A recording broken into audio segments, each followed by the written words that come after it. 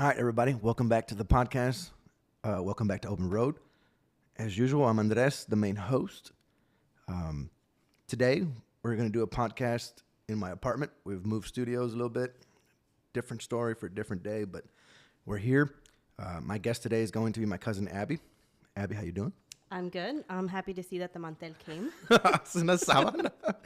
So, we're back at it. We haven't been doing it.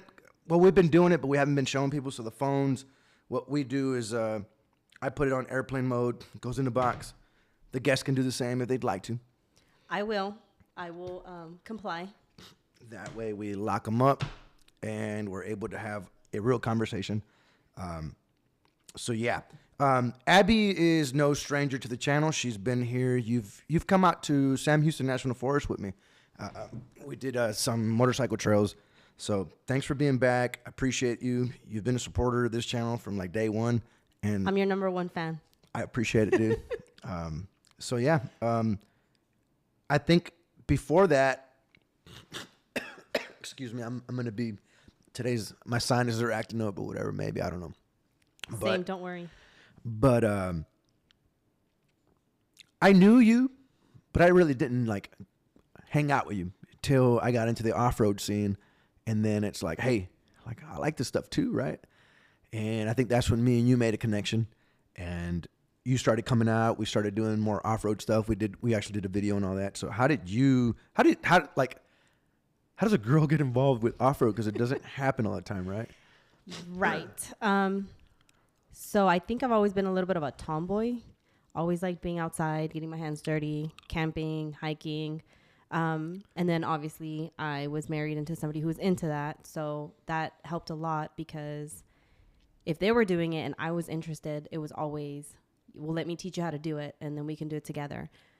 The problem is that I'm not a good multitasker. So learning to ride a motorcycle was really hard for me because I couldn't switch gears, and hold the clutch and brake. And that was always like too much thinking going on and I can't do that. So then I ended up with the Ruckus. And that's what we went on to the Sam Houston Park with. And I don't know. I honestly don't think that I'm really that into the off-roading stuff, to be honest. So, because we did that, right? And I did like that. So now I want a dirt bike. I think that's where I need to go, not motorcycles outside of the dirt. Mm-hmm.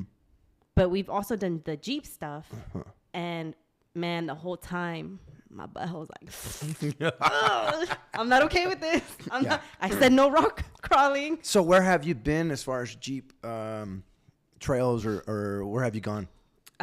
So I've done the Big Bend and we did, man, I don't even know the name, Old Ore Road. Old Ore Road. And then we did a couple in Marlboro Falls. Okay. But again, the Jeep was always stock. So you have to be very careful and it was always a daily. So we didn't get to do anything wild. It was wild for me because... Sorry. Get it out. I know, dude. I'm fucking dying. But... So you like the Jeep stuff over the motorcycle? Yes. I think I like camping and hiking above everything. So Big Bend, you saw all the stars and like... You remember like because I remember I went to Big Bend. My first video of Open Road was at Big Bend for me. And I did it in Spanish. And I remember like in the nighttime, you lay there and it's like you can see the skylight like you've never seen it before. Did you experience that or like? Yes. So I don't know if you remember like Arcabuz and being able to see the stars there. Mm-hmm. To me, that's what it reminded me of. But I didn't realize the Milky Way. So my whole thing was I want to see the Milky Way. And I was expecting all these beautiful colors like you see it in the pictures. And I got there and I was like, this is like Mexico. Like I didn't see anything different. Yeah. You've been there before. Right. Right. But it was still beautiful. Right. There was, I guess, a section where it was brighter. And I guess that's what you would consider the Milky Way. Oh, okay. And it was nice. I mean, it was beautiful. Don't get me wrong. I sat there for hours looking at the stars. Oh. I will go to Big Bend every year. Really? Yeah. You sound like me going to Colombia for Ayahuasca every year. Like some people, they have something that they love or like, or it does something to you where it makes you a better person. So you want to go do it over and over. And it's like, to me, I couldn't do it obviously because I couldn't afford it to go every month, and I have a real life that I got to do out here. But there's things in this life that I think we get into because we love it so much. We love what it does to us that we're willing to go out there and do it once a year. Like it's almost becomes like a routine, a tradition, right? Yes. That is what Big Bend is to me. Really? I really like it. And I think it's like the simple living, because I'll tell you some of the things that happen there that people would be like, and you want to go there again? I didn't shower for 5 days. And for a woman, that's a big deal. Impressive. I had to wipe. Right. And it was compost toilets. And the very first day, I ate a lot of beef jerky. Hot beef jerky. And it fucked me up. I bet. I bet. So people might think that and say that was fun to you, but it was just simple. Right. It's just living in the way we were intended to live. And there's something so beautiful about that. Right. It's like, so when you went, you did primitive camping? I don't think it's considered primitive because there was a compost toilet. Oh, okay. But everything else, yes, we had the tent. It's a primitive campsite, yeah, for sure. Yeah, we were off. No No water, showers. no electricity. Right. So Yeah, those are awesome times. I love that too. It's not like for everybody though, right? Like it's not. Not everybody wants to go do this stuff with you. Like, yeah, people shy away from it like big time. But yeah, Big Bend was good for me too as well. What do you got going on now, right? Like I know we're touching that because it's not, to me, I don't consider it normal for a woman to be like camping and like hiking and you do all that. I think that's amazing. And I think, or maybe I just don't know enough women that do that, right? But we're out there, Andres. Yeah. We are out there. That's what I'm talking about. Amazing women are out there. No. I agree. I think, so I don't know if you know this, but there's a lot of state parks in Texas. I think a lot of people deter from camping or doing these things because they feel they have to travel outside of Texas because Texas isn't beautiful. Texas is beautiful. So my goal now is to go to every state park in Texas. And I think something that's really going to push me is that I'm going through like life events, I guess, that are going to get me into like having time to do that by myself, with myself, heal. Okay. So those are some things that I'm going to explore in Texas.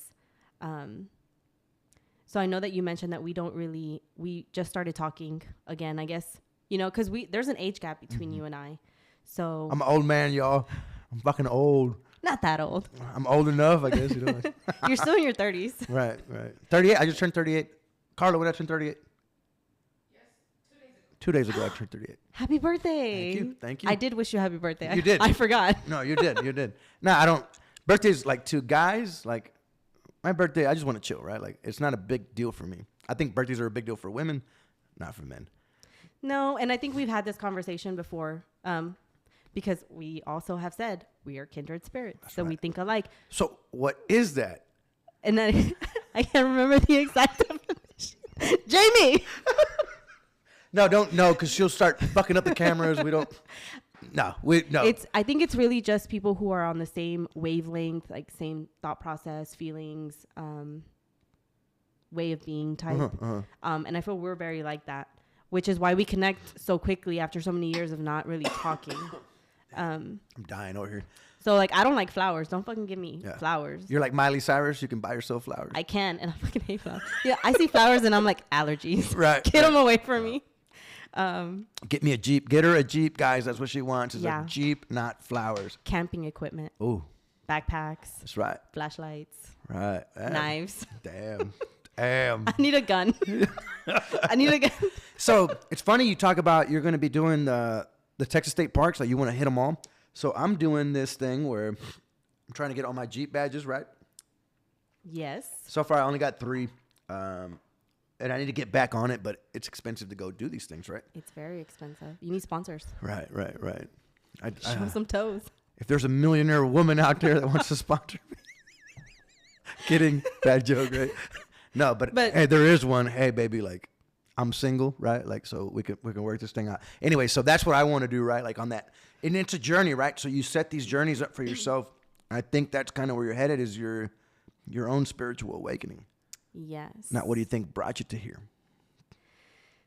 I think life Right. is just, it's has its tricks on getting you to where you need to be. So I think where I've always kind of been going in this direction, but I think what really did it for me are, I guess, two main events. One is that I'm currently going through a divorce, and two is infertility. So those two things could go hand in hand. And I think that that's really what's making me be like, you know what? I could just die tomorrow. So I'm just going to do what I want and live the best way that I can. Right. And so we talk about divorce, and I feel that back then, or the generation before us, right, they would say, you know, the generation now isn't working through a marriage. They're giving up on it. Okay, there's an argument for that. But then I would rebuttal that with saying maybe the generation now is stronger and is not going to put up with bullshit to stay in a marriage that's pointless. Right? Because everything looks great from the outside. Right. But only you know. No one knows what goes on behind closed doors. Right. Only you know what's happening That's right. behind those closed doors and what situation you're in, what's happening to you. You know, like just because you're not getting beat up, or I'm just saying, like there's abuse, there's emotional, there's physical, there's all kinds of stuff that happens, right? And there's also where just love's gone. Right. Sometimes it's nothing, and sometimes it's just, you know, I think the generation back then, because it was very traditional, set gender roles, that they kind of stuck through it. They kind of were like, you know, this is the role I have to play.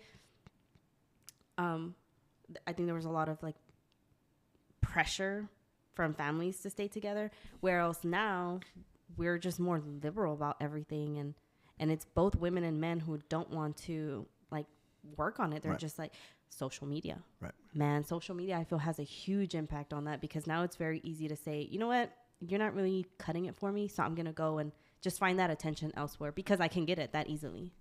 So I think that also has had an effect on our generation. So I know G because I've gone and done off-road with him. You know, I don't have a problem with him. Never had a problem. I don't foresee myself having a problem with him. But I know the topic's been brought up now about the divorce. So there's people out there that are wondering, well, Abby, why?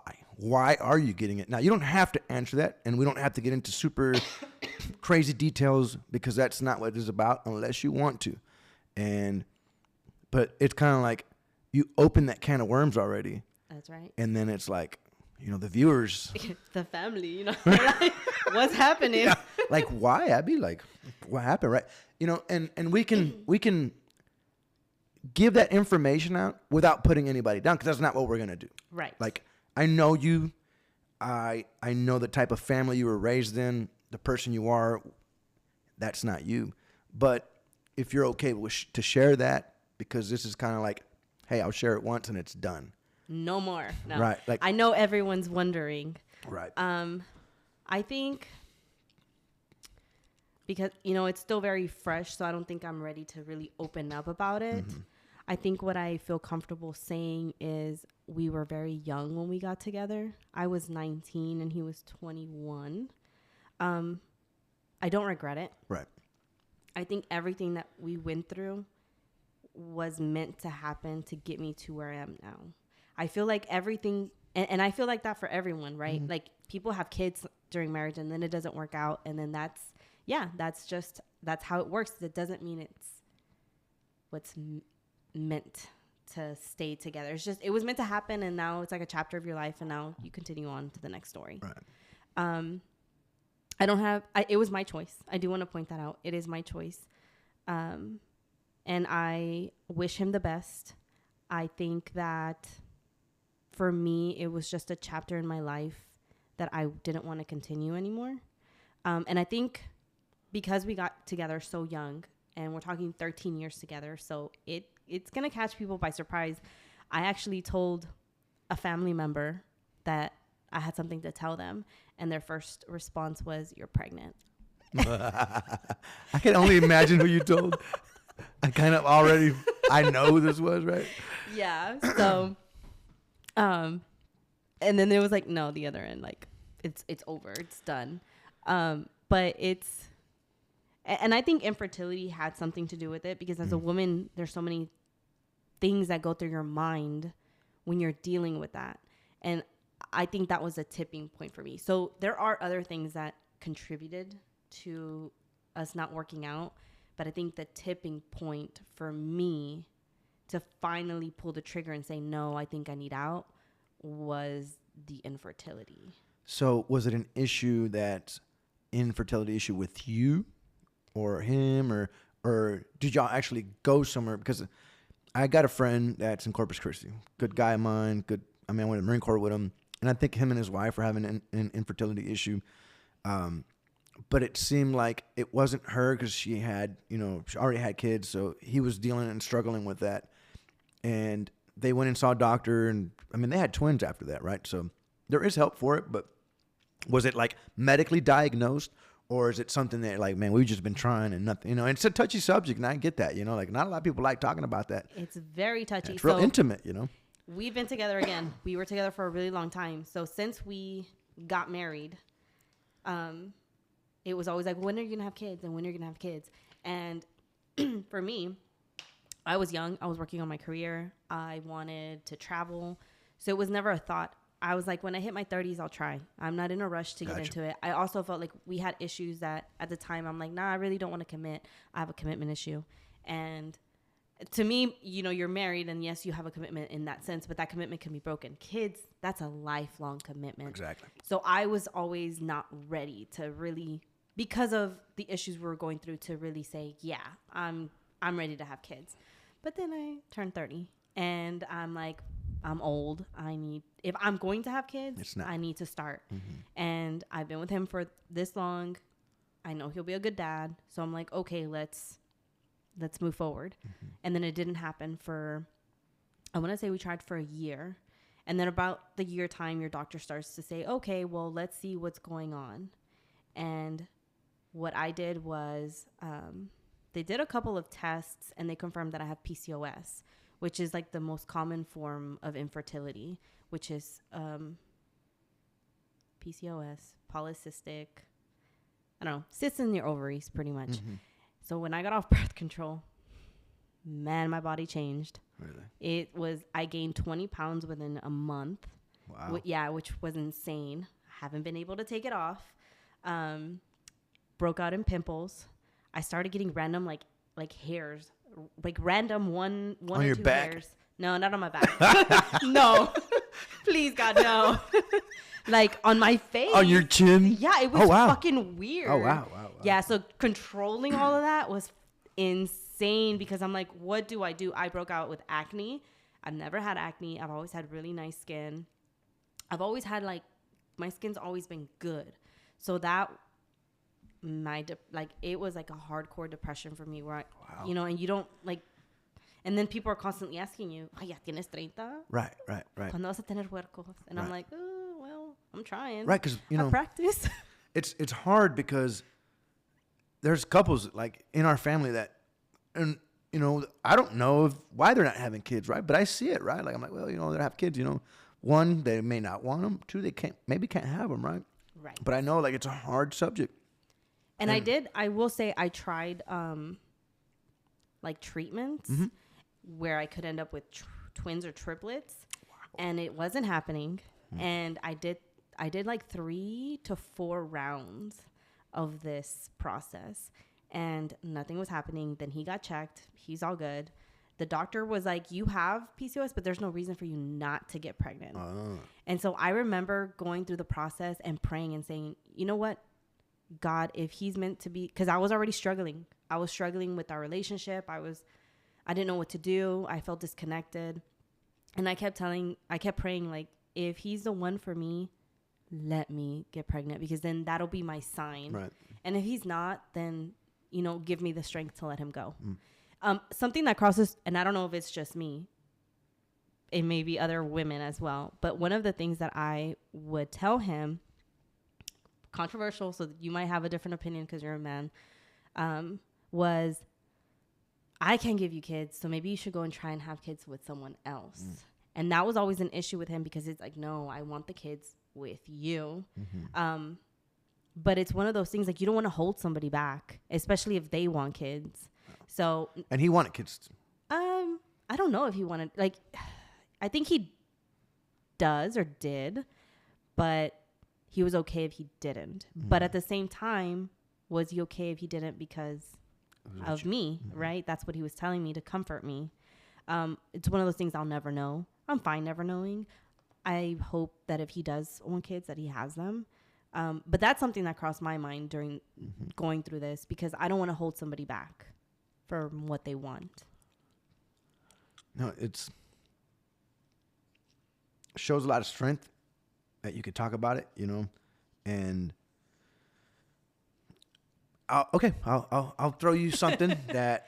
So before I was married with Melissa part 2, I was married to a Melissa part 1. Like, my first wife's name was Melissa as well, right? You have a type.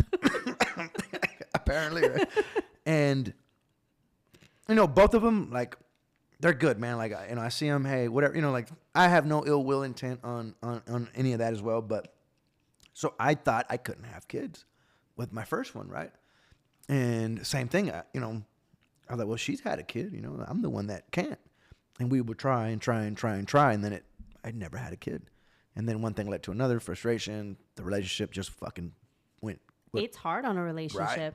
And I think that's what, like, made me a bad person. And, like, I was like, fuck, like, I don't want to be in this relationship. And, like, but then if I end it, it's bad. And then, like, so I was just trying to find a way out. And it, you know, I hurt her, man. And I shouldn't have done some of the things that I did. But hey, you know what? Like, it's life. And she's moved on. She's got, like, a good dude, a good husband. Does she have kids? And she's got kids.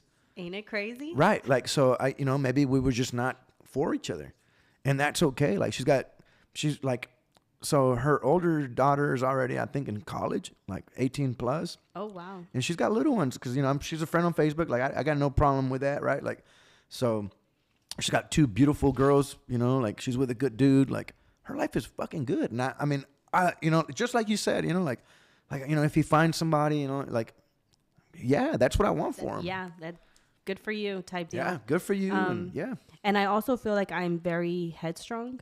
So I also kind of wonder if I didn't get pregnant because maybe I wasn't sure if I wanted to be in the relationship and my body just wouldn't let me do it. That's also a possibility. So part of me is hopeful that maybe I'll have kids one day. But here's where it gets just kind of more, I'm 32, man. Right. So by the time I meet somebody, get to know them, decide whether I want to marry them, then have kids, I might be cutting that window real close. So I might never have them. Everyone's like, oh, but you don't have kids. It'll be fine. You're going to have so many guys to date. And I'm like, man, I don't want to date. Right. I'm looking for something different. And I might not even be able to find that. So it's different things. It's not just about, wanting to go and fuck around. Because I'm going to go camping. I'm going to travel. That's what I'm going to do. I'm going to go to state parks. You know? I mean, you could always steal Yaya's kids. That's true. But they don't like me. They like me on when it's convenient. Right. Like any niece or nephew would, right? Like. Yeah. And Romeo has a thing where he'll tell me to leave. Like, tia, vete. And then the moment I start walking away, he's like, no. So I'm like, bittersweet. So, and I love the idea, like, because I see the way your dad, like, looks at his grandkids, you know, like first Asher and now these, right? You know, Yaya's. And it's because, you know, at the wedding, we went to that Saturday, right? So you could tell, like, I love seeing, like your dad, my dad, you know, do a chacho, you know, like just people, man, like they're enjoying their grandkids, right? Like my tia Maria on my mom's side. Doing shit that they never did with us. My tia Maria on my mom's side, man, that lady, like, she loves her grandkids, right? Like, and you just see it. There's no, like, it is what it is, right? Like, it just, it comes out. So, like, they're passionate about their grandkids. Like, my mom, I know she loves my daughters more than she loves me, I think. I think it's real. I think so, right? So we grew up on a lot of garage sale stuff, like, or flea market, or, well, I mean, we would buy school clothes and stuff, but like bicycles. We had a lot of bikes, but they're all from garage sales, or our toys were from our cousin next door, Mary Lou, when she had garage sales. My mom's like, shit, I think we tengo que ir a comprar todo.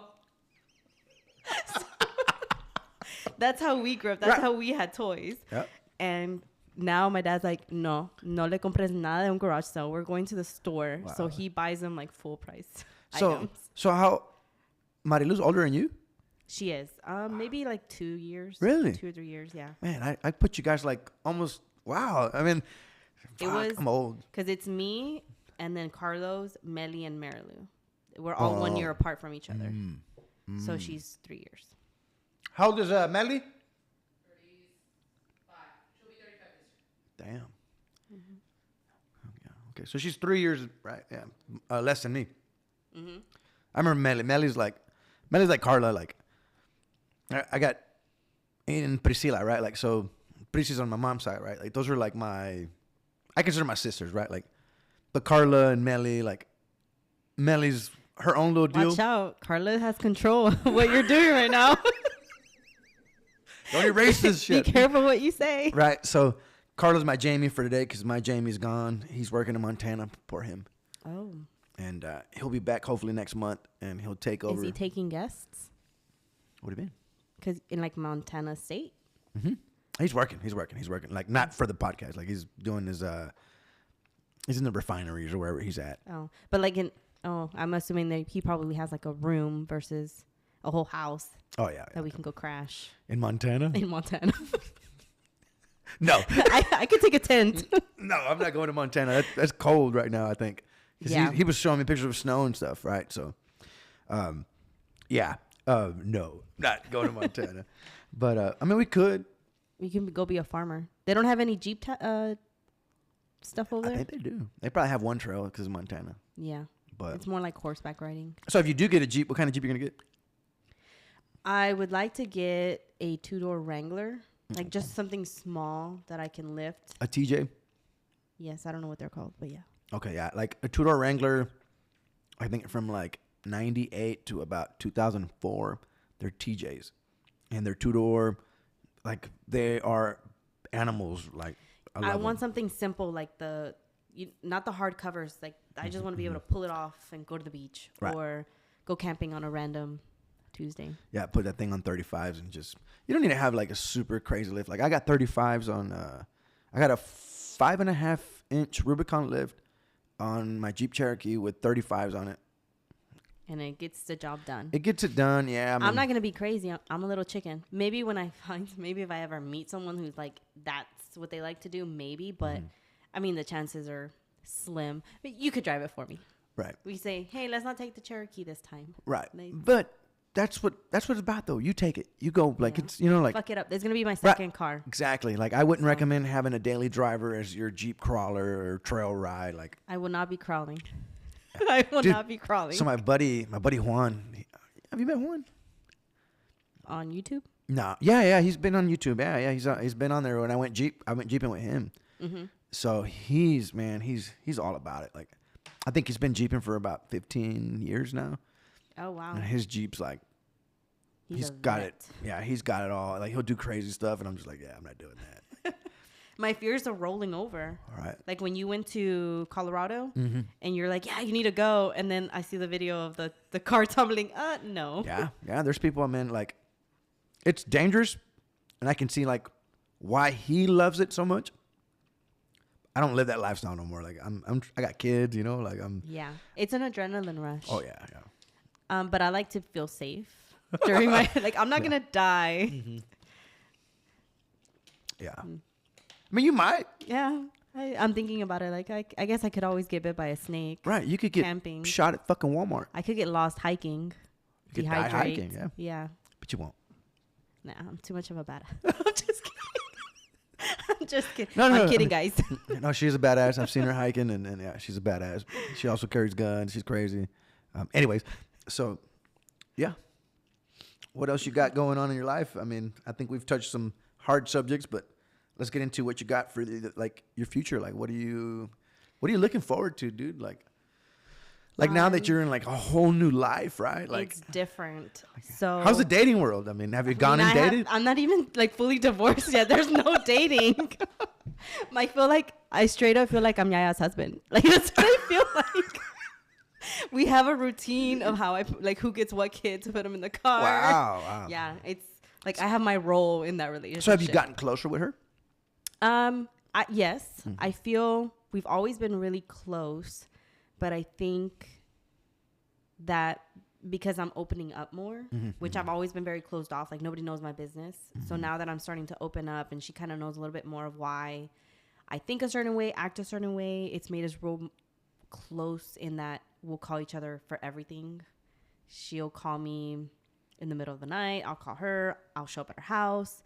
I think the hardest transition for me is moving in with my parents. They're my roommates now. Oh, to go back. Yeah. And the first day I walked in, my dad's like, Mija, I'm getting the 22 ready so we can go hunting rabbits. We can go fishing. If you want to just drink outside in the back. He was so excited to have me in there. And then I'm like, God, I feel like my family's needy.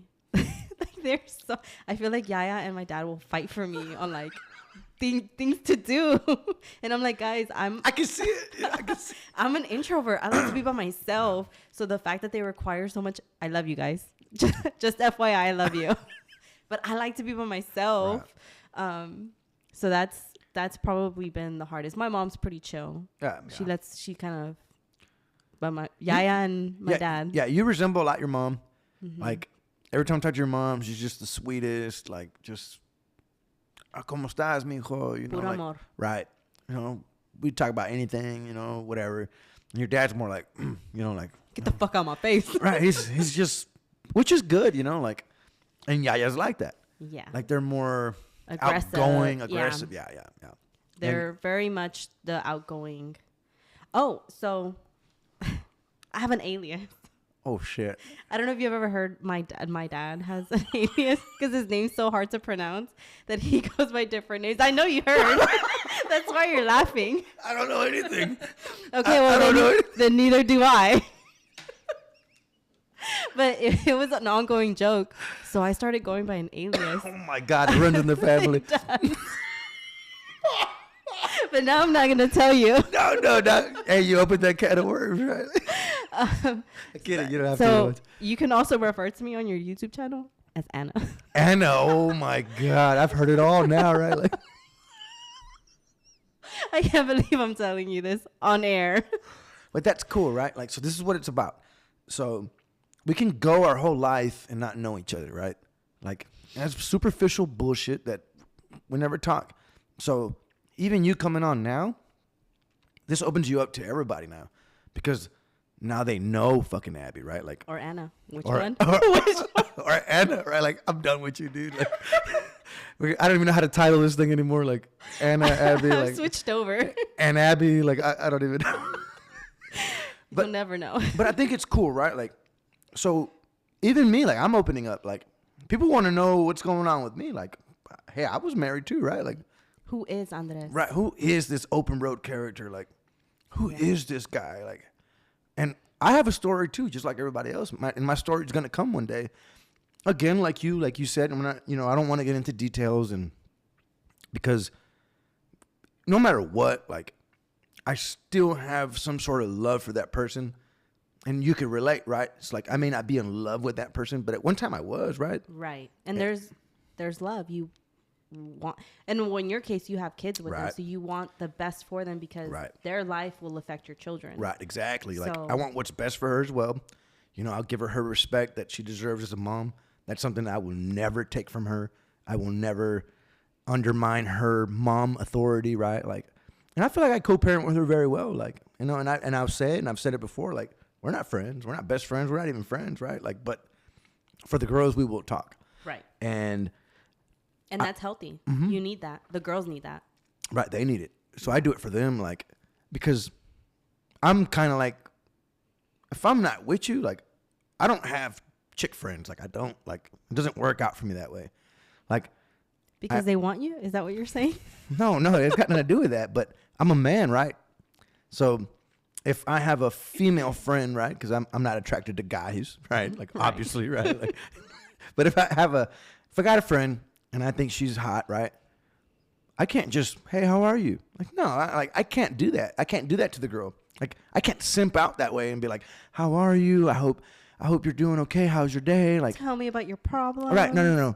Like, we're not having something, then I don't need to be like talking to you, right? Like, go get that attention from somebody else. I don't want to give her like, that's not the attention you're gonna get from me. Because if I'm gonna give you attention, Because you want something. right? And if you ain't giving it to me, you lose it, right? Like, and I think it should work that way. Like, in my opinion, I don't really think women and men can really be friends. Like, there's always gonna be some type of attraction, and temptation's a motherfucker, right? I think that is true for a man. Mm-hmm. For a woman, it's different because we can have friendships and not want anything. And I guess that's why guys are friend zoned because they're trying, but the woman's like, I just see you as a friend. Right. So that you just like the attention. Right. So at least you can. So it's an attention thing. Yeah. So Like, I'll receive this attention. It validates me.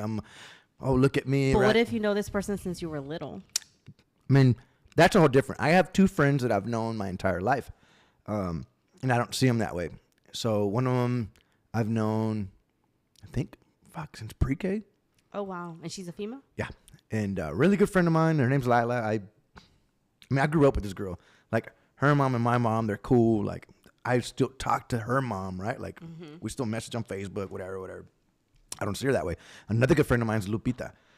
I think her around 4th or 5th grade when I met her, and I mean, we've been cool, right? But like, those are childhood friends. Like, it's a whole different story. You see them differently. Right, I see them differently. Do you talk to them often? No.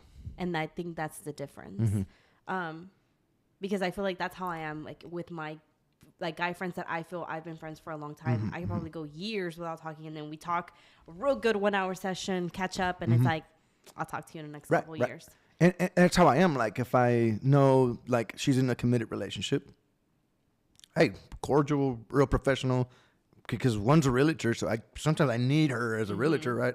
I need her too right now. Yeah, her name's Lupita Reed. She's on my Facebook. I'll give you all her details for any, like, she's a good realtor. Becca is a realtor. Oh, that's right. Yeah. Robert Hinojosa from the Valley, Betty's husband. He just got into real estate and all that. So Luis Rendon, he's a realtor. So we know people, right? So to me, it's like, I'll respect that, right? Like, you have someone, I'll be a friend that goes away. I got another chick friend that I've known since 6th grade, and so she dated my other best friend. Like, they were like boyfriend girlfriend from 6th grade all the way to like we graduated. Oh, wow. Yeah, but that's another chick friend but now I think she's in a relationship, so I'm out, right? Like, I was in one. Well, because she has to give her attention to and I guess that's probably why things don't work and people are friends when they're single and then they're not when they're in relationships. That makes sense. But you gotta respect, right? I have to respect that she's in a relationship. I wouldn't want somebody I'm with, hey girl, how are you? Oh, let's reminisce about the times we would go do this, that, and the third. Like, no, man. Like, no. I don't think any partner would like to see their partner go through something like that. So in order to keep it healthy, like, I back off. Like, hey, you know what? Like, you need something? I'm here. I'm always going to be here. Right. That's a nice friendship. Yeah, I think so. But I do think women see it differently than men. And it could be an attention thing. I don't know. I've never thought about it that way. Yeah, because and I'm not anti-feminist. Like I'm not, like, against women, but I know a thing or two because I've seen a thing or two, right? Like, is that Allstate? Is that what it is? Or is it State Farm? One of the two. So I love that commercial. One of the insurances. Right. And as far as guy friends, like, my circle's, it's small. I know a lot of people. A lot of people may know me. But my circle's very, very, very tight, and I keep it that way for a reason, Yeah. I also think, sorry, circling back, you have a lot of girl cousins. And so I think that also gives you, like, you still get a perspective from a woman because you have so many girl cousins. Because I feel like I have a lot of guy cousins, and you all give me different opinions because you all have different backgrounds. You all have different life experiences. So, like, Renee would tell me one thing, you would tell me something else, Carlos would tell me completely something different. And I have to take them all and kind of say, okay, well, if, you know, my situation, which one's the best perspective? Right. So. And then you develop your own idea. So one thing I learned in the military was there's great leaders everywhere. But I may not like everything that leader does. But, man, I love the way this leader's doing this. Put it in my back pocket. And then I see another leader. I'm like, man, boom, grab that. And then I start creating my own type of leadership, my own, like, philosophy in the Marine Corps, right? So, like, when I got out, I kind of started doing that out here as well. Like, for me, I have very knowledgeable, like, cousins.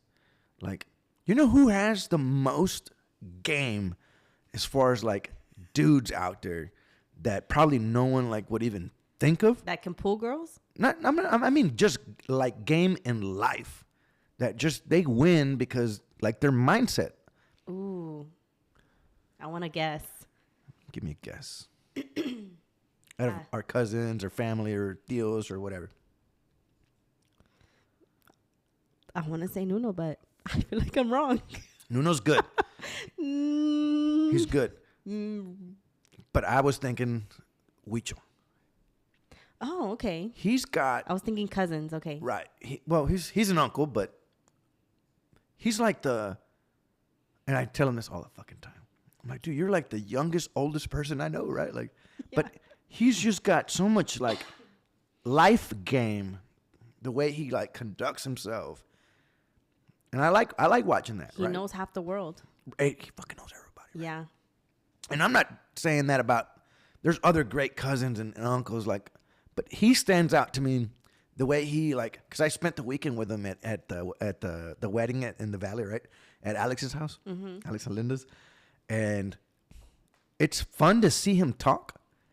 And, like, I can ask him shit, right? And, like, he gives me... His perspective is way different from all my other cousins because, like, he's a little bit older, right? So he's seen a lot more. He's been in California. He's done so much. And just the way he, like, talks and, like, gives this game, this life game... I thought it was awesome. So, like, I started, like, and I've always known he was cool like that, but I started, like, paying attention. Mm-hmm. And, like, awesome. Like, he's, you know. It's crazy what confidence, like, where it can take you in life. Mm-hmm. And just having that personality of being friendly, being nice, genuinely nice. Get you far. But, yeah, I hadn't really thought about it. He's probably one of the uncles that I talk to the most. And now I'm like, is it because he's cool or because he's the youngest one or... Yeah, or is it just he's got like some wisdom about him, right? Yeah. 'Cause like I feel like our parents, right? They got here, they were young, you know. They got here, maybe they were in their era, right? Like they got families and like they all got here and started having kids. Right, started having kids, family, work. Whereas in Huicho kind of grew up in this era, right, where he's going to high school here. He's like Sandro more Huicho, Americanized, right, almost, but still with the traditional. Right. So he gets to see so much more.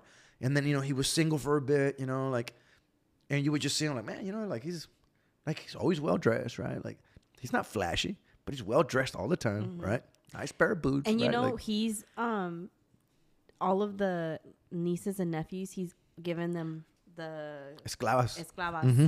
to all of us, right? All of us. Like it's not like just one, or mm-hmm. he picked his favorite. He told me the story. Yeah, he told me that story. Yeah, to all I didn't know that. Of us. Yeah.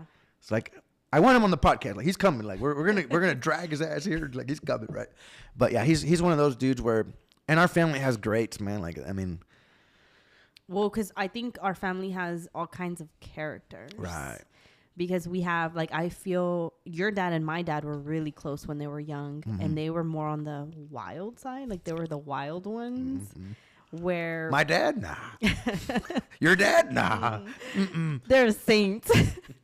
And then we have, like, Tio Lopito, who's really calm. Right, most calm guy. My grandma, who's a freaking saint. Yep. So, I just had a conversation with Carla about... her and Abuelo Cosme, like how she was like the sweetest thing in the world, right? And Abuelo Cosme was like, he was high on life, right? Because like his woman knew how to treat him. Like they had that respect, right? Like. So do you know their story? Not really. Man, well, I don't think I know it right. Tio Huicho is probably the one that could give you the best stories of them.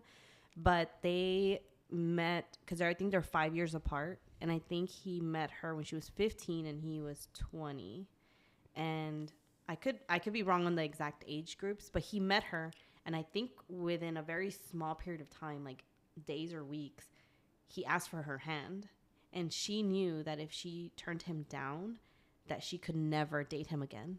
So she accepted his hand. He left for 5 years to America. She waited for 5 years, and then they came back and he got married. And their love was so beautiful. Like, I feel like their love inspires me. Right. Because I myself question, is love real? Right. But then I think and then you see them. Yes. And you say, it has to be real. Yes, because how can it not when you see them?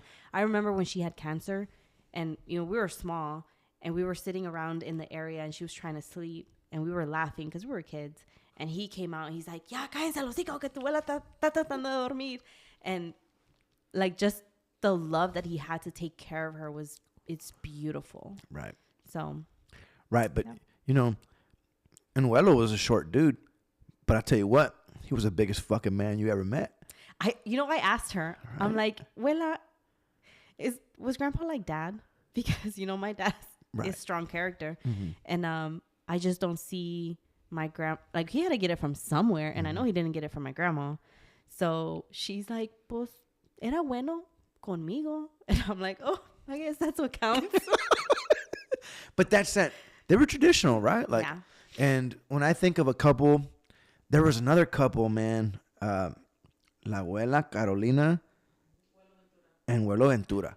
Like, I used to love just watching that couple just talk, and I was a kid, man. Like. Are they from like Arcabuz? Yeah, they're from Arcabuz. They're what, dad's side, right? Abuela Carolina is Abuela Lela's sister. Okay, Abuela Carolina is Abuela Lela's sister. Okay. And man, I remember my dad would take us and we'd go over there and like, man, just watching those people, like, that was another couple. That simple living, right? Just, like, loving just the people. It's not that they're loving the materialistic stuff. They were just loving the people they were around. Mm-hmm. And there's like nothing beats that. Right. They were like nothing fucking mattered to them. Right. Mm-hmm. Like just their love. Like, and let's just go sit outside. Yeah. Let's go have coffee. Yeah. And like, fuck, you've been with this person for 40, 50, 60 years. Right. And like, you're still in love with them. Like, yeah. And that's still the person you spend every minute together. That's crazy. Like, I would love to find something like that. Yeah. But I'm out 30 years, 32 years. I probably only have another 30 to go. Right. I'll be lucky if I make it to 50, right? Yeah. Like, one thing I want to be is old enough to see my daughters be like in their 20s, maybe, you know, like, I don't want to be here forever either. Like, I think, and we'll, you know, that's a whole different topic of like reincarnation and do I believe in that? And you know what? Fuck it. We'll touch it. Why not? Right? Like, okay, so I don't know what I was reading, and maybe it was something I was talking to you about, where it was talking about reincarnation, but it was saying that a lot of times when people reincarnate, they wait like 100 years to do it because they wait until all the people that the soul group. Yeah, it's like they all die, and so it's like everyone that I loved in that realm is gone. I've reconnected, made my peace with it. Now I don't know anyone else down there. I can go back into it and restart my journey. And I'm like, I never thought about it. You believe in reincarnation? I do believe that yes. I think that there's things that have happened, or you see people's kids say things that I'm like, there's no way. You know, because we're all energy. Mm-hmm. So we're just recycling, and no one really knows. And I'm not saying that there isn't something after death, but what happens after that? You know what I'm saying? It's like, it just keeps going. So I think, and this is me researching with Canon Dolores. I don't know if you ever like seen her work. So what she would do, what she's famous for, is hypnotizing people and then go into their past lives and, I guess, tapping into the other dimension, right? And she talks about there being soul contracts. Mm-hmm. And you could break soul contracts and you can make them, and then you come down here. So you're coming down to Earth, and Earth is like one big school, right? And you're here to learn lessons, and then like you learn, like supposedly what she says, that Earth is like the hardest school that there could be. And you're here to learn them. You're learning lessons. And like, so, how do we learn them? Through emotions, right? Like, you go through all this span of everything, and you're like, fuck, like, okay, like, I went through betrayal. I went through whatever, right? You go through these things, you're like, man, like. And you learn how to cope with them. But maybe you chose that. Maybe you chose that before you got here. And you're like, this is what I want to experience, this type of life I want to have, and I want to learn as much as I can in this lesson or this like lifetime. And who knows if you get recycled back into like, people say you're an old soul. Mm-hmm. You ever heard that expression? Yes. It's got to come from somewhere, right? You can't be an old soul because, no, maybe you've been here before, right? Like, maybe this is your 5th, 6th, 7th, 8th go around. I believe after the experience with ayahuasca, this is my last lifetime. I'm done. You think so? I know it. Like, because I got to see that other dimension, the other world. It's so beautiful, dude. Like there's no pain there. There's it's peace. It's peace. Like, you're at peace with yourself, man, and you're at peace with everyone. And like, suffering here on earth. Yeah. I don't think we're gonna suffer anymore after this. Like, God has something for us. Yeah.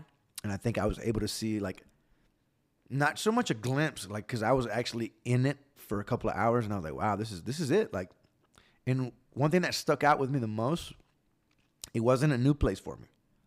Like, I'd been there before. And that's what made me like, oh, wow, this is where this is home. So I feel like that's where I'm going to end up. I think that's where we're all going to end up. Eventually in that spirit, dimensional, whatever. Is that what they call, like, the 5th dimension, or like the awakening? I think so. Of the third eye or something? Right. And that's just my experience with it. It's beautiful, dude. I haven't done ayahuasca. Mm-hmm. I don't want to be like Carlos. Ayahuasca? Anunnaki. I see you watch the episode. Yeah, I'm a true fan. Hell yeah. But it's something that I think would be interesting to try, and I was all down for it until you said throwing up and shitting. And I'm like, oh. It's part of it. Remember, nothing in life that's easy to achieve is worth anything, right? So all the hard things in life that come to you that you have to achieve, like greatness, it's going to be hard. That's true. Struggles, challenges, mental struggles. Want it? How bad do you want to reach this next level of whatever you're doing?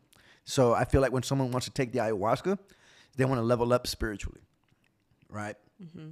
Like when you go take a class for, I don't know, to do taxes and all that, you want to level up in like business or, it's a level up. And I think spiritually you can level up, but it's not easy. Think you're going to need like a charter bus for next January? I don't know. For everyone, all the family members are going to. I think my mom and dad will go.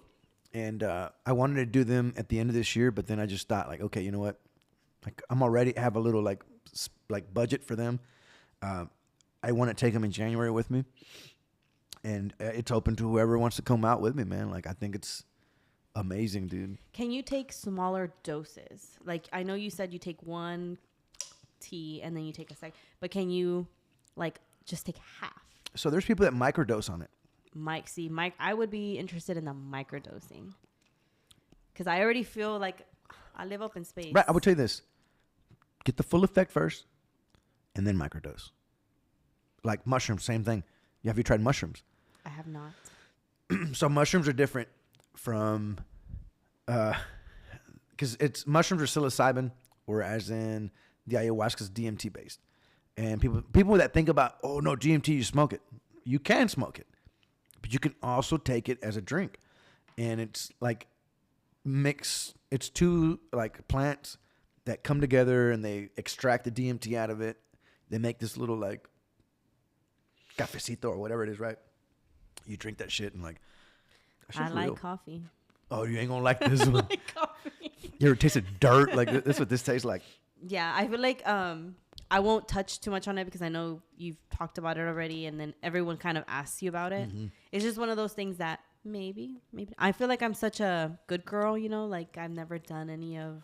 It's not a drug, like crazy man. stuff. People say it's a drug, but it's natural, and I feel like those things I'm more like. I'm not gonna go and do acid or cocaine or things like that. Cocaine's a hell of a drug, dude. I'm fucking. Is that why you've been sniffing? No. I actually don't. I don't think I would like it. Like, and I'm not.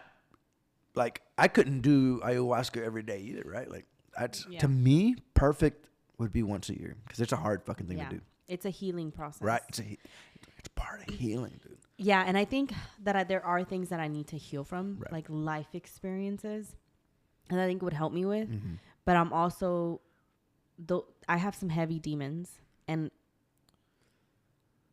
like attacking those demons, I have to be very mentally prepared, which I feel like I am. Like, I feel like I'm strong enough to do it, but am I? You are. Like, am I going to have a bad trip? So bad trips, people say, oh, bad trips. A bad trip is a good trip. Because a bad trip means you went and go and fought some of these demons, right? Like, you go and fix these things. You shit yourself everywhere. You fucking throw up everywhere. You're battling this thing, this demon. And what are demons? So to me, the demons are the anxiety, the stress, fear, all that. So you go battle it all. You get done with it, and you move on in your life, in your real world. Okay, and the one thing I'm looking forward to, if I was to do it, is the epiphany of life. And I don't know what happened to me at some point, because I have a really bad memory, but I've had moments where I've blacked out and had epiphanies where I'm like, oh my God, like this is what it's like to die. Oh yeah, okay. And so you've been in that realm then. And I don't know how. Right, because your body produces that DMT. It's proven. Do your research, right? Like, I wish I knew more. I'm just very green in the subject because I just got into all this myself, right? But supposedly, from the research that I've done, your body produces that chemical, right?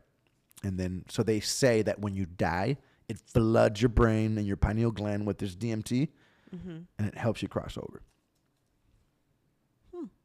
Okay, so have you heard of this theory? Or I don't know, theory, conspiracy, I don't know what you want to call it. Come on, baby, I love those. Where they say when people are about to die, their brain, because your brain is so powerful, it can create an entire world. And like, what if we're all a figure of our own imagination? And this is a world we've created to cope with death. Right. And so we're technically gone, but we're here. So like, I'm not real. I'm just a figure of your imagination type. You created a whole character to question you.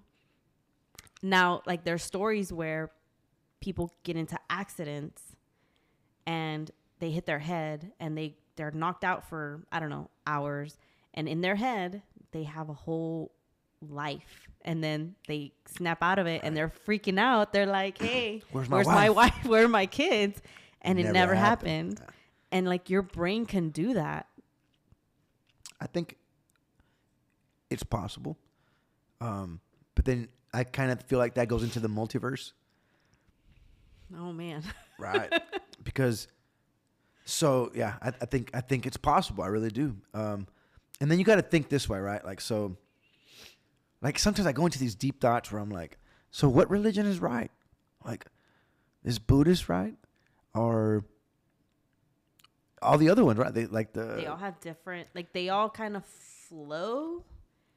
But then I start thinking this, and I start thinking, well, God knows all, does all, right? So why would God let these other gods exist, right? Because human didn't think of it.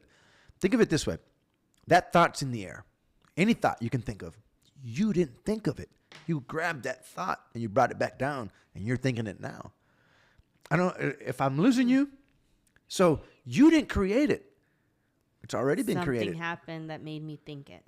There you go. It got shot down to you. You're like downloading this type of information. Mm-hmm. It's another theory. I'm not saying it's real or not, but it makes you wonder. Like, is this my thought? Like, did Einstein discover all this, the general relativity? Did he create it in his head? Or did he download that information somewhere? Did he like see a vision? Did he get something? And then he put it on paper. So was something sent to him because he was the only one in that time genius enough to be able to translate that thought? Because obviously the thought had to have been out there for him to think it. Does that make sense? Like, I understand what you're saying. I know it's deep, right? It's very deep. I understand what you're saying though, because it's already there. It's already there. It's just how we're interpreting it. We've just haven't pulled that. Yeah. So what I think is going to happen is this. I think, so that's why you got to take care of your kids, because you don't know what your kids could become. I could have the next Einstein. Sassy could be the next Einstein. Like this motherfucker, right? Like, as crazy as that child is, but she could be. Yeah. So I got to protect her. I have to give her an environment where she thrives as a kid. Her creativity can keep going. Because if I kill it as a bad father or a bad mother, or I allow something to traumatize them as a kid and they get hurt, she's not going to be the next Einstein. Yeah. So you're changing her trajectory. Right. I have to protect her to the point where she can go on into her life, or Kami, whoever your kid is, and bam, they can develop to be what they want to be. But the minute you fuck up their childhood, then that's it. Now, maybe we have to wait another 2, 3, 4, 500 years for someone to come back, someone to be grown again, somebody to go through something. And then they say, well, if he's going to be a genius, he's going to be a genius no matter what. Not true, because people get depressed. Children get depressed. There's a bunch of mental health problems that we're going through, and you can screw up your kid, and he never amounts to anything. You know, who knows? I mean, I don't know. It's just a thought, right? Well, and I think it all has an effect, because you get people who are raised the same and grow up to be different. And so, yes, while a person who's going to become this is going to become this, there are things that happen in their lives that affect how they're going to get there. Right. So, yeah, they might still be great, but how great would they have been? Right. And that's the thing. Right, because you didn't do your job as a parent. Maybe like you got drunk all the time and you beat the shit out of your kids. And then what? Like, you're a bad fucking person. But then, okay, so I guess my other perspective on that is you have this, like, let's say you have a person who drinks and beats their kids, and you have 2 boys or girls, and they go into life, and one becomes the same as the parent, like is an alcoholic, drinks, and then you have the other guy who is successful and does everything, and you ask both of them, why did you take that route in life? And their answer is the same: because Of my father. Right. So it's also, have we already, like, our souls are what they are from birth. Right. So the way we think isn't going to change. So how we interpret the information is just based on maybe that. So maybe as a parent, we can influence how our children think. Yes. And not so much, I mean, yeah, you're going to influence their life and everything, but so that's actually a really good point, and I'm going to incorporate that with my kids now. Well, they're different because the way they interpret is different, so that you have to treat them differently. You can't punish them the same. Right, you can't. Because different punishments have different effects on them. But then you got to be equal with them. Like, and that's a hard thing, right? Well, equal, I think, is interpretation. Right. We go back to the same thing. So, like, one thing I'm going to take out of this conversation is, like, I know I'm doing a lot of things right, but I'm not perfect. And I always look for improvement, especially with my girls, on what I can do better. And I think you brought up a hell of a good point. Like, try to help their way of interpreting things. Like, you could work with them, right? Is this bottle half empty or half full, right? Maybe I can influence them both to think that it's half full. Right. Like a positive way of thinking, right? That's a hell of an idea. Yeah. And I know we do it as parents, but I think we need to break it down even further. Like, for people that do have kids, because that's the future, dude. Like, I can't leave my kids millions of dollars. I don't have it. But I can leave them customs, Knowledge. traditions, wisdom, a way of thinking, a philosophy, a way of life, something that they can revert back and say, well, you know, my dad is gone, but if my dad were alive, this is what he would have told me. Yeah. And they know it. Like I don't need to talk to my dad every day or my mom to go make a decision in this world, because I always have those thoughts, those consejos, those What do they call consejos in English? Advice. ¿Cómo se llaman consejos, Carla, in English? Advice? I said it right. No, there's a word. There's a word for it. Not advice. Consejos. You got me there. Yeah. Okay, advice. So, but I can hear them talking to me when I'm going to make a big decision in life. And I always hear my mom and my dad, like, and it may not have been anything they say. I just picture them there with me, like, them watching me, like, okay, bitch, like, do it right, you know? Ain't it crazy how you can go through anything in life if you feel your parents back you up? Mm-hmm. It's the craziest thing. I am where I am because of my parents. Mm-hmm. My mom and my dad are my biggest supporters. I mean, my dad's, we're going to be building a fucking studio for this podcast, like, here in a couple of months. Like, my dad's like, I got it, you know, like, and I'm getting my money straight for that, you know, we're going to do it. And, like, my dad and my mom have never said, Mijo, you're crazy. Like, don't. They back everything I do up. And that's amazing. Man. It makes a difference in your life. Yeah, it does, man. Like, oh, man, like. I've seen what not having support from your parents can do to you. And it's sad. It's devastating. Yeah, because you feel alone. Mm-hmm. So having, like, I feel people who have their parents are lucky. Like, we're lucky to have them. I mean, look how much support it is. I asked Carla to come on first to test cameras, to test mics. Nobody could have done that first podcast. Just Carla would have been the only person that I could have done that with. Me and Carla didn't have bullet points. We didn't have anything. We just, you ready? Let's go. Boom, bam. And I knew she could keep up. And she could catch me if I fell. But then my mom was my first real podcast. Man, your mom's podcast. It's like, yeah. I would have never known that she was going through that. It was like, and it's relatable. As a female, it's so relatable because we all, like, I feel all women go through some kind of something. And, you know, when I was watching it, I was thinking, she said it started in 2001. Do you think it had to do with the 9/11? I don't know. But I can tell you this. It spiraled more out of control with her once I joined the Marine Corps. And that's what year did you join? I joined in 2003. I depped in. Yes. So I was talking about the Marine Corps probably at the end of 2002, 2003, right? Because, like, the wars, and I was like, I'm doing that. I'm going to go do that. So as a third person's point of view, just watching the podcast, I was like, oh my goodness, what if it was the whole 9/11 and then you going in? Like, did all of that trigger? I think so. Because that was her baby going into danger zone, right. And it was crazy times. Right, you know, spending 8 years Marine Corps infantry, you know, several tours to Iraq, one tour to Afghanistan, and granted, you know, like, I wasn't like super combat fighter, you know, like, no, like, I saw some things. Some people saw more, some people saw less, whatever, you know, like, the fact that your parents don't know what you're seeing. They don't understand what you're a part of. You know, all they know is, like, everybody's dying over there. Yeah. Everybody's getting blown up. It's the unknown. Right. And, like, sometimes, like, in the beginning, the first couple of deployments, well, we didn't have satellite phones. It'd be months before I called my mom. She's like, well, I thought something happened to you. I said, look, you don't get a phone call, I'm good. No news is good news. It's like, you see somebody walk into your house in a full Marine Corps uniform, you can start breaking down right then and there. Because then, I mean, something happened to me. They're going to notify you. And every time I would leave, whether I was married, it didn't matter.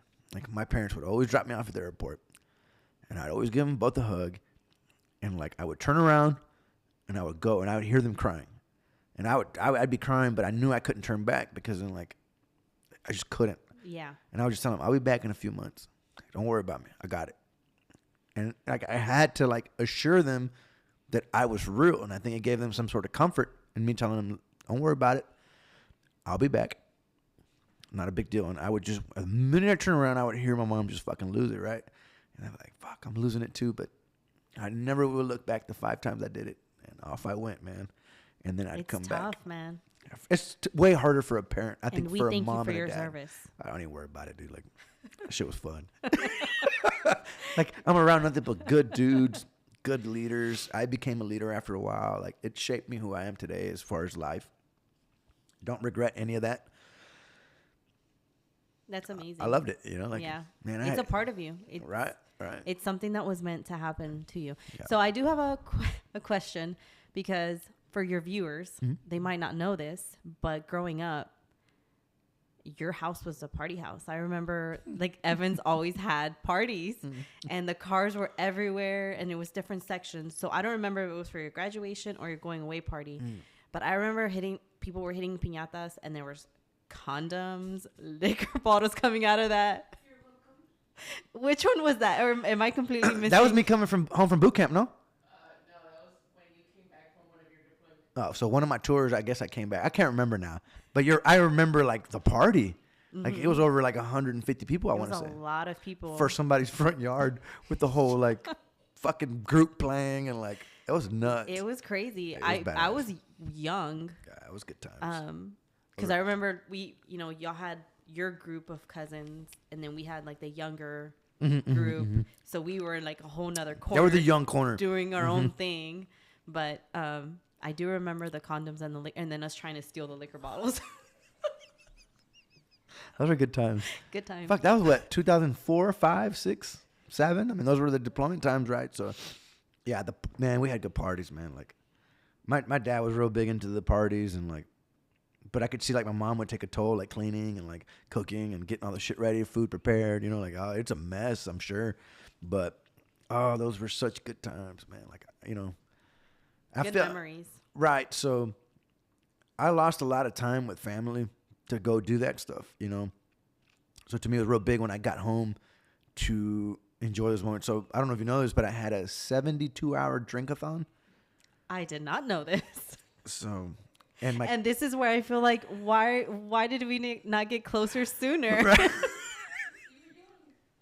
So I think it started with. When did you come back? I was one of the tours. Oh, okay, during the tour. Okay, so I was young. Yeah, I was one of the tours. Thanks, Carla. And so it's me and Chachi's. Right. So we start. He brought a case of beer. I brought a case of beer. We're drinking. I mean, in the whole span, Renee showed up. Marcos, Dimas, my brother.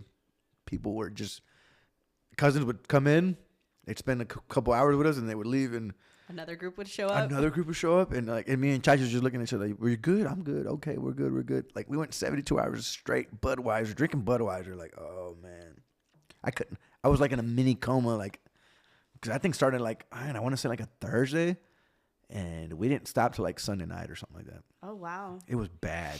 Like no sleep. It's just. And we'd go clubbing. We went to Baybrook Mall.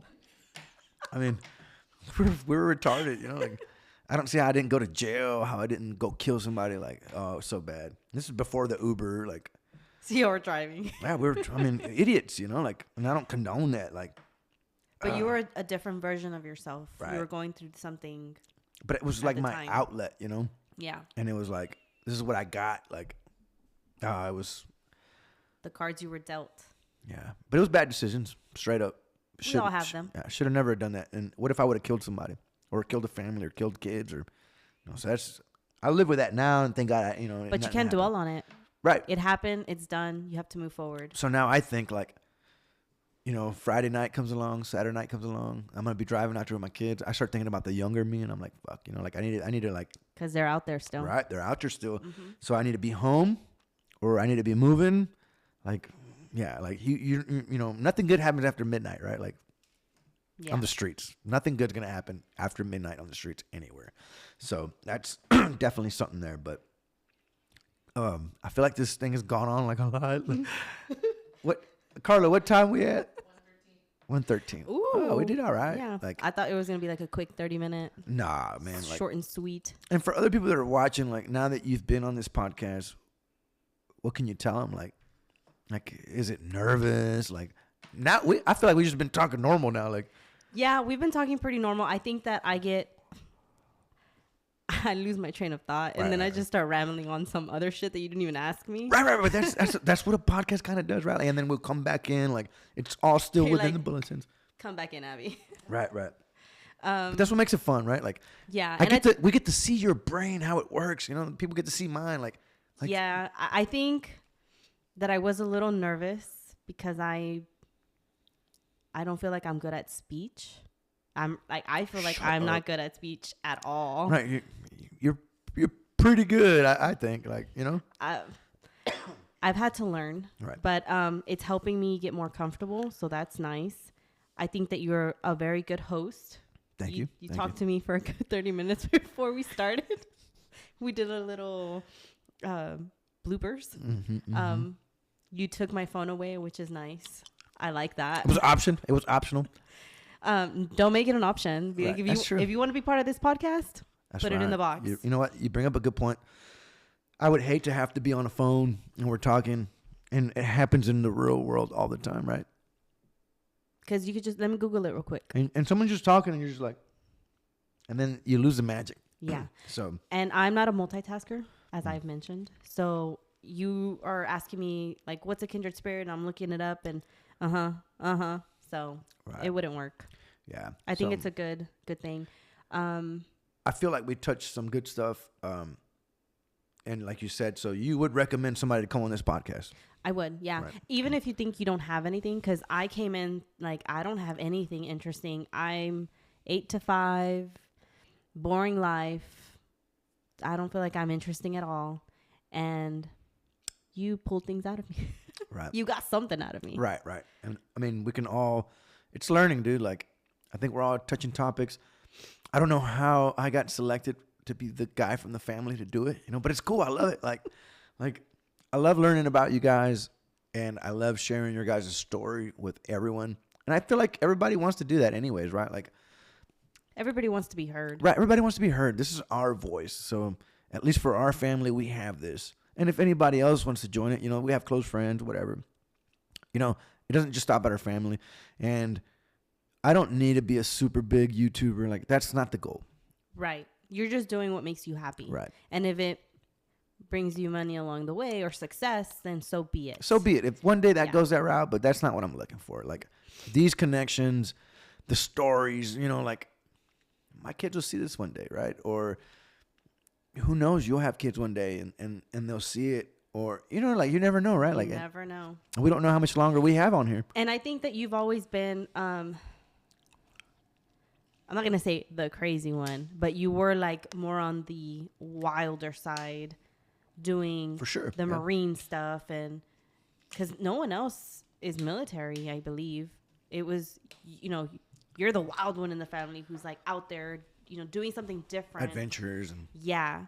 this whole thing. This was an idea. The off-roading stuff, because I don't think anyone else is into that either. Besides me, I don't think anyone. Well, if you talk does to your that. brother, Demas Him will and his say, maw crawler. I'm kidding.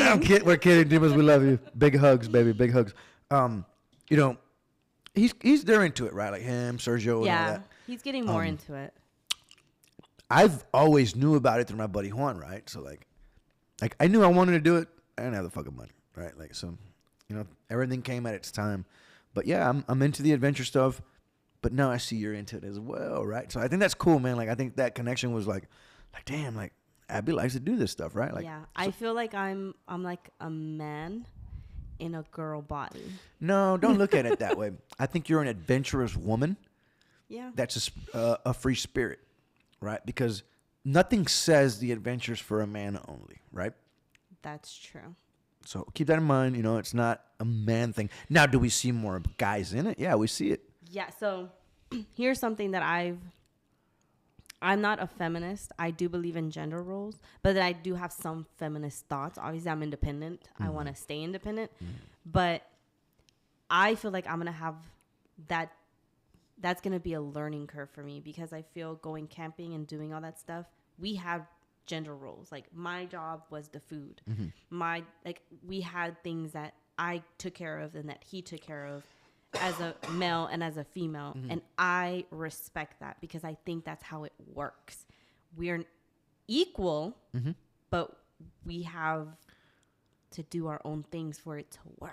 Right, we're equal, but And we're not now- the same. Right? Yeah, and now I have to learn to do it all. And that's cool. I've learned to do So, it all here. Yeah. I wash. Well, I've always done it. I've been by myself for a long time, as far as like Marine Corps or whatever, But here, like, I cook, I clean, I wash, I fold, I clean, I sweep, I mop, vacuum. Oh, no. You know, like- at home, I would do it all. I'm saying like camping wise. Right. So, but that's what I'm saying. Like, and then I go do all that. So like, I get it. Like you're going to learn both rules. So now you're going to set up your own tent. You're going to protect yourself. Cause if you're alone, like it's the protection part. Cause I feel like I can do everything else. It's going to be like if my car messes up, right. That's a big one. Cause I don't know about cars. Not yet, at least. I can change out a tire, but I think there could be more things wrong with the tire than just changing it out. There could be, I don't know, maybe there isn't. I break a rim or something. Yeah, you could. Or a valve, the stem where you put, gotcha. Yeah, like what do I do? Who do I call? What if I have no? Like, there's a lot of things that I'm feeling a little nervous about, but it's one of those things I have to close my eyes, take a deep breath, and just. I'll tell you this: for camping, for off-roading, don't do it alone. It's dangerous if you go alone. Yeah. For more reasons than one, right? Guy or girl at this Right. point. So, I mean, we do it all the time. Like, if your Jeep's going to be ready, if you get a Jeep and it's ready by June or July, we're doing Colorado again with all the guys that I went and did again.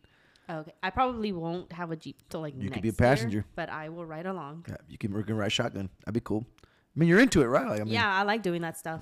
And I don't mind not showering. Right. The most I've gone without showering is 56 days. Oh, damn. So is it also just the wipes? After a while, you run out of those. Oh. And then they would give us like 3 of these little bottle of waters. Bottle of waters. Water bottles? Water bottles. I'm fucking dyslexic as fuck. It could be either or. Right. And like, so you either drink it or shower. I'm not going to shower. I'm drinking yeah, this stuff. survival. It's hot, So, but that was like in the beginning, like things got better. So yeah, I think it's good. Any final thoughts you got before we get out of here and wrap this thing up? Thank you for having me on. I hope I didn't bore anyone. No. And you will be back? I will be back. Okay. Anytime you want me, I'll be back. Okay. I don't live that far. Awesome. Oh, yeah. Not anymore. Right. So my final thoughts may be thank you for trusting me to not put you on the spot, but put you on the spot, right? I think it's important that you share some of these things and that we share it, just share our lives, right? And we're not here to badmouth anybody. And I like that you have that same style and mentality of like, I'm not here to put somebody down, right? Like, I told my story because it's still your story, regardless. People may not like it that way, but it's yours. Yeah. And it happened to you. Exactly. So I think you own it. Going forward for your fans, my fans, add questions that they want to know from you, from me, and that way you can address them in the next podcast, right. And that way we can get to know you better. Right, when we do Andres Abby 2.0. Yes. The next podcast when we get together. I think that'll be pretty cool. Yeah. But thank you for coming on. We're going to end it here. It's been really good. Like, I appreciate you. I really do. And if anybody wants to follow you, where can they find you? Like, do you do Instagram, Facebook, YouTube? What do you got? All of the above. Okay. I'm on Instagram, YouTube. They're all private though, so maybe I should put them public so I can get followers. If you're willing to do that, some people, they're interested in you, and cause there's gonna be obviously families watching it, friends are watching it, right? But this thing can hit anybody, right? Like, could randomly go viral, right? Could. I mean, we don't know, and not that it matters, but there may be a young girl somewhere, and just. Man, I like Abby the way she was talking. Like, I like that she does Afro. Like, I like that stuff. Like, I just like to follow her. Like, yeah. So, I'm on TikTok. Really? But they're not gonna find me. So, what's your handle on Instagram? Like, how can someone? Do you want to go public with it yet, or do we wait for Abby 2.0? No, podcast? I'm fine. Let me try and remember. I don't post that often. Okay. It's either Rod Abby 21 or Abby Rod 21. Okay. And then Abigail Rodriguez on Facebook. Okay, cool. Yeah. TikTok, they're not going to find me. Yeah. Adrenaline junkie, but adrenaline it's a formula. They're not going to find me. Yeah. So she's a ghost on TikTok, but she's there. I'm there. All right. Well, I appreciate you coming on, and we're going to catch you guys on the next episode. Thank you for being here. Bye. Bye.